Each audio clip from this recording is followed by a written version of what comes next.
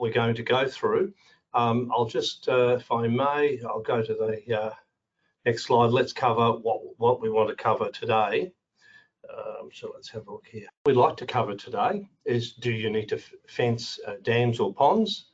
Do you need a license to operate things like chainsaws and other potentially hazardous items of equipment? We conducted our survey this month in our newsletter on penalties for negligence. If a business was negligent and it resulted in multiple fatalities, for example, what would we think would be appropriate for the directors of that company and the executives? Can we enforce temperature checks at entry to workplaces given the COVID situation? Do you have to guard unused areas or unused equipment? A lot of people have very old equipment and they say, do I have to guard this and do I have to bring it up to current standard? We're not using it. It's out of service. It's dormant. It's in the back storage area. Finally, we'll actually pick up on what we're doing for next month for you. So let's just continue our little journey. So, do we need to fence dams or ponds? Many of you will be aware that pool fences in homes have specified safety requirements, including a 1.2 metre high fence. It's got to be non-climbable, child-proof locks, self-closing, a variety of things. And then you move slightly away from a home, and it could be in a country area, for example, or even urban areas, and you might find ornamental ponds, dams, large and small, creeks, rivers, all sorts of potential water hazards. And it made a number of people think, and they've asked us the question more than once over the years, do we have to fence these type of water hazards? So the first thing to understand is, for non-specified pools, is water activity encouraged or allowed? And so if that is the case, then you have a greater duty of care in relation to people accessing that water and whether people could drown, particularly young children. And so if you want to indicate that this is not for water sports, fishing and related activities, one of the best ways and easiest ways is to indicate with signage, which might be no fishing, no swimming, or something of that nature. But if in fact you're encouraging people to come in, and particularly if there are hazards, we recommend something like a risk assessment. For example, if it's particularly deep water, but it doesn't look like it's deep water, so that would take people by surprise. Or if there are hazards in the water, if it's up north, it might be crocodiles, but down here it might be sharp metal or other hazards that might be dumped into a dam or water. So just consider those things. If you're encouraging it or discouraging it, best thing is to indicate what your intention is with signage, and depending upon the circumstances and number of neighbours, you might need to fence it.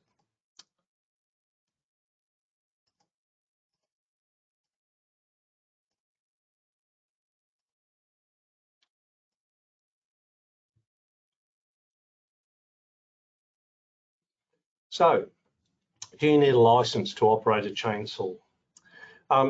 We know that things like forklift trucks, cranes, scaffolding, and a number of other items of plant and equipment, you need a government regulated licence to operate those items of equipment.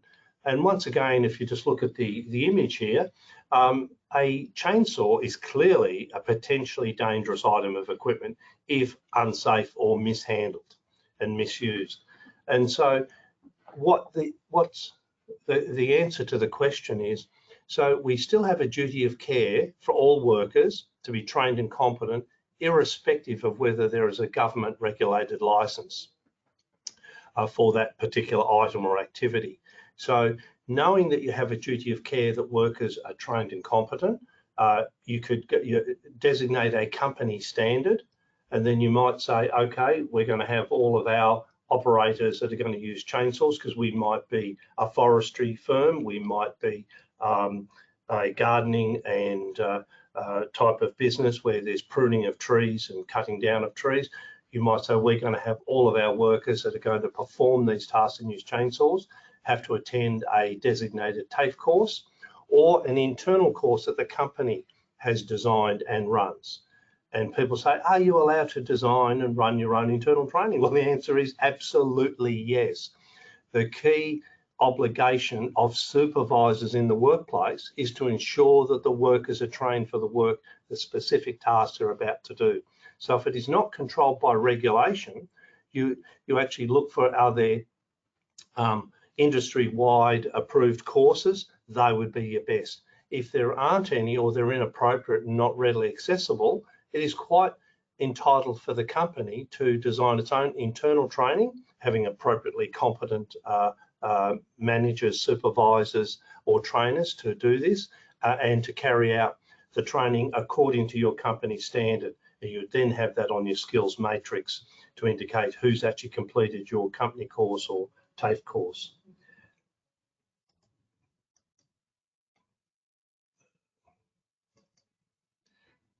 So coming to our survey,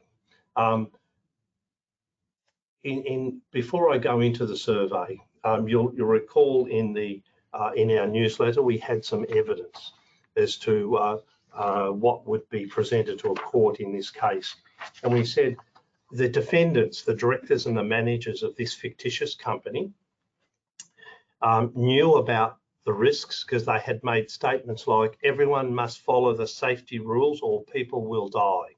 And we know from the evidence as a result of this that 700 people died. The evidence shows that the managers and directors did not allocate clear responsibilities and roles for this serious risk. They knew it was a serious risk.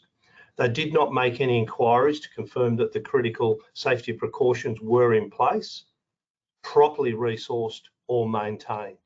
So it's not enough for executives to say, oh, we set a company standard, we assumed that all that was happening. No, you need to make inquiries and seek assurances that the tight controls that are necessary for critical risks are in place and are actually being followed.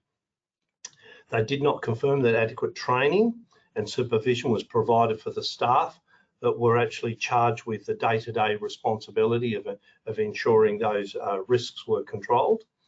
They didn't conduct a risk assessment, so they didn't ask, has a risk assessment been done? Are we confident of our controls? And they did not commission an independent audit. So at director level and executive level, for particularly high risks, it's often appropriate to periodically seek an independent audit, not just your own internal advice from your team, but let's have an independent specialist confirm to us that we've actually identified all the risks and we've actually got good controls in place. So the evidence shows those things were not done by the directors and executives in this company. However, mitigation. What was presented to the court, the managers and directors are good corporate citizens, so there's evidence of this. They clearly didn't intend this unfortunate accident to occur and for these so many people to die as a result of this. They were under a lot of time pressure at the time, and they possibly received a lot of overload of information, and some of it would have been conflicting or confusing for them. So then typically executives and directors non-technical. So there's a lot of technical advice being presented to them, and a lot of that was changing rapidly. So they had to make decisions fairly quickly. So I think it's fair to say that's mitigation. And so we offered 4 choices for you, for those that participated in the survey. One, that there were no charges to be laid. We know you didn't mean it to happen. B, there was a breach of general duty of care, which would more than likely result in a small fine. And there was reckless endangerment, which is section 32 in the Victorian OHS Act, possible up to 5 years jail or a bit over $500,000 fine. And of more recent times, we've got option D, workplace manslaughter, to be charged with workplace manslaughter, possible $1.6 million fines for individual officers, and 20 years, up to 20 years jail. So that were the 4 choices, A, B, C, or D. That's all we asked you to tell us. And if I can just now turn to the results, which I found rather interesting. So here's the results here. No one who responded to our survey suggested that no charges should be laid. In other words, leniency that we know it happened under a lot of time pressure, and we know you didn't mean it to happen, so no charges. So no one in the survey suggested that. Even a breach of the general duty of care, which would typically be a relatively small fine, relatively small in the scheme of things, no one offered that as a choice. So the only two choices offered by respondents to our survey were option C and option D. Reckless endangerment, which has been in the Victorian and interstate laws for many years now, with up to 5 years jail. So 33% of the respondents. So the graph shows 40 there. We've had a few late responses and it brought that down to 33%. And the number of people who selected option D, the new workplace manslaughter laws, which have only relatively recently been introduced with up to 20 years jail, that was 67%. So 33% reckless endangerment, 67%, nearly 70% for manslaughter charges, and no one for the lower penalties. So just an interesting little exercise and information for you to see and understand. So in the interest of time, I'll move on. And our next topic in our newsletter this month was, can you enforce temperature checks at work? Now, a lot of businesses are increasingly doing this, and a lot of areas, possibly even shops or other businesses, saying before you come in here, apart from hand sanitisation and maybe a brief questionnaire, we want to do a temperature check. So somebody has quickly said to us, and some of our readers from a recent newsletter, high temperature is not necessarily a symptom of COVID. And guess what? I agree, but it doesn't matter. The employers, all employers have a duty of care. And in these times where the knowledge is evolving quickly, how we control COVID, what we do, and how we control safety in the workplace, we still have a duty of care, even if high temperature is not necessarily a symptom of COVID. Temperature checks are quick and non-invasive, so this makes it more defensible that a company could undertake temperature checks, because the more invasive, the more time-consuming, it would be regarded as either unreasonable or not reasonably practicable and defensible for people to resist that. Finally, I think the real kicker to this particular article is, guess what? If people have a high temperature, they are unwell and should not be in your workplace. This is crystal clear. I've been involved with businesses overseas over 10 years ago, and would probably go back to 20 years ago, that have procedurally been doing temperature checks for people to enter their workplace. This is largely in the pharmaceutical companies. The one I experienced was in Japan.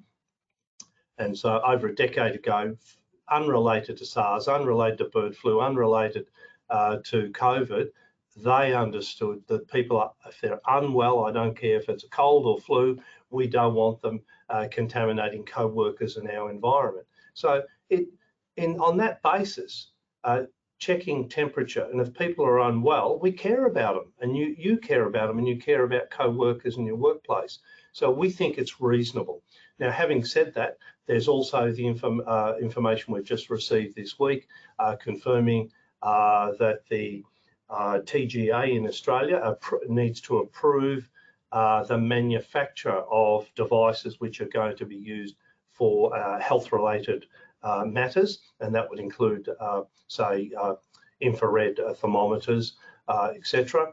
However, that's for the manufacturers if they want to have that to be certified. It doesn't say it's illegal for employers to use whatever device they've got to inform yourself. They don't have to be remote, they could actually be thermometers, but we're thinking these are far more convenient and usable for most people. So, do I have to guard unused areas or equipment? I mentioned before, you know, there's many businesses have a redundant or old or unused, or sometimes they take a piece of equipment out of service thinking it will only be for a short period of time. We think we might use it again, but then 10 years later, it's still out in the long grass at the back of the site, or wherever the site's retired this piece of equipment. And I also mentioned in our newsletter the scary situation where I found, if you look at the image of the big saw in the grass, this is not the one from the case, but I was at a timber mill down at Gippsland after a serious accident. I walked down the back of the site and I saw this very large saw in the long grass, much longer than this, the grass was. But I pushed the start button and the thing roared into life, no guarding whatsoever. It was absolutely scary. And to think that young kids could climb over the back fence, they shouldn't, they're naughty boys if they do that, for example. But our duty of care includes not only the invited visitors and workers, but what might be, excuse me, reasonably expected by way of maybe intruders out of hours. So we have a duty of care, and that includes the inattentive and possibly even careless that might come across some of these items. So signage is not enough. You couldn't just put a sign on it, say, I told them not to use it or touch it. The idea is you have solid barriers, you've barricaded these off, you've locked and tagged them out, which is lotto, or you've decommissioned them and you remove them from site is the preferred item. So once you know you're not going to need or use these items again, we strongly recommend full decommissioning, removal from site. Lockout, tag out is your next best, but you need to periodically check the locks and tags are in place. And or solid fences and barriers around those areas. Choosing the right respirator. Because we started a little bit late this morning, we're going to come back to this, and I think in our next month, because we think this is an area where we need a lot more time to explain to you what is fit testing. There are disposable masks, there's reusable masks, there's half face masks, as you see in the image there, and full face masks. What's the source and level of hazard, and what is this fit testing and why do you do it? And what's the difference between fit test and fit checking? Which is a lot of these discussions, particularly in the health sector at the moment during COVID. So we're going to explore this in greater detail at our next webinar. Oh, excuse me, ticklish cough this morning. So just a little reminder, which we put in our newsletter. So October is Safe Work Month, and so you'll find on Safe Work Australia, WorkSafe Victoria and other states, you'll find, if you just click on their websites, lots of interesting information. It may be of interest and particularly suit your particular industry. So I'll continue through and we'll come back to that. So before we get to the finish and the wrap up and what's on for next month, one thing I thought I'd just mention this morning is as readers of our newsletter, or maybe just people that are interested in our monthly webinar, to a quick catch up on safety news, what's happening. We try and be quick, bright and breezy with what the key topics are. I thought I might alert you to what are our most popular articles on our website. So our IT people look at the analysis of number of visits of our website, and our top one topic is the difference between a JSA and a SWIMS. And we find a lot of people are either confused by this question or highly opinionated, and they may be wrong or they may be right. So you might want to just click on, you'll see the website there at the bottom of the page, www.safetyaction.com.au, go there anytime. Scroll down, you see the blogs at the bottom of the leading page, or at the top, there's an icon to click onto the blogs, and you'll see you can also word search for a particular topic that you have in mind. We may or may not have a blog or an article on it, but if we don't, give us a call. We may have a separate fact sheet or information that we could share with you on it. Our second most popular article is Rigor versus Dogman. So everyone knows operating cranes and hoists, there are certain criteria when we need a dogman and when we don't need a dogman. So some of the work can be done in factories, routine work, known designated lift points and circumstances. You don't even need a dogman. But on most construction sites, for example, where we're using particularly mobile and other cranes, what can a rigger do? What can a dogman do? So we actually outline that briefly. The next one, our third most popular article, is what is a risk assessment? And so Andrea Rowe of our team authored this particular article, and I think she presented at a conference a little while ago on this very subject, and just pointing out what is required to be included in a risk assessment, what isn't. Once again, there's a lot of myth and theory and opinion and dogma about what a risk assessment has to do and have to look like. So you might find that of interesting. And another topic that Andrea authored was, where do you have to display evacuation signage? We all know about evacuation signs in whether they're office buildings, factories or store, warehousing, logistics centres, whatever. But where do you actually have to post the signage according to the safety regulations? So Andrea's researched the regulations by state, and it varies as usual. We're meant to have harmonised safety laws. We don't, unfortunately. So every state tweaks every little bit of the same harmonised laws, and so you have to go to a fair bit of work to find out, gee, in South Australia I have to do this, in New South Wales I have to do that, in Victoria it's something else again, or a state may be silent and they might say, oh, you have to have evacuation signs, but they might not tell you where they have to be placed. So if you're interested, click on www.safetyaction.com.au, scroll down or word search for it. Another interesting one, trip and fall hazards. I don't know if you know, this is by far the biggest cause of injury and even deaths in Australia, far more than bushfires, far more than shark attacks. And floods. So everyone spends billions of dollars. Oh, we've got to stop bushfires, we've got to stop floods. I agree with all of that, but guess what? Every year we're killing more people with just simple slip, trip, falls. And so if you're interested just to understand the difference between a slip and a trip, if you want to understand what the legal requirements are for mitigating this both inside buildings and outside, because clearly we have different standards. For example, out in a gravel road, can't meet the same slip, trip, hazard definition of what we would expect inside a building, for example. So what should a designated walkway, pathway or roadway, what would be those standards? The councils all know this that you live in, by the way, because they have to do inspections of all their roadways and footpaths within designated frequencies. They have to have a standard for what is an unacceptable condition, and they have to have a standard for how quickly they fix it, depending upon the location of that hazard. And one of the ones we often briefly talk about is, do you have to fix a trip or slip hazard outside a primary school quicker than a shopping centre, or the shopping centre first? And people think, oh, primary school, because young kids. Well, guess what? Primary school kids bounce a lot better than we do. So when they slip, trip and fall, they tend not to get injured. They might graze themselves. But at a shopping centre, one, there is much higher volume, because primary school is only busy for 20 minutes in the morning, 20 minutes in the afternoon at pickup time for the kids. Shopping centres, other than COVID, operate 24 hours a day, and you'll also have elderly people, disabled, etc. So there's different standards.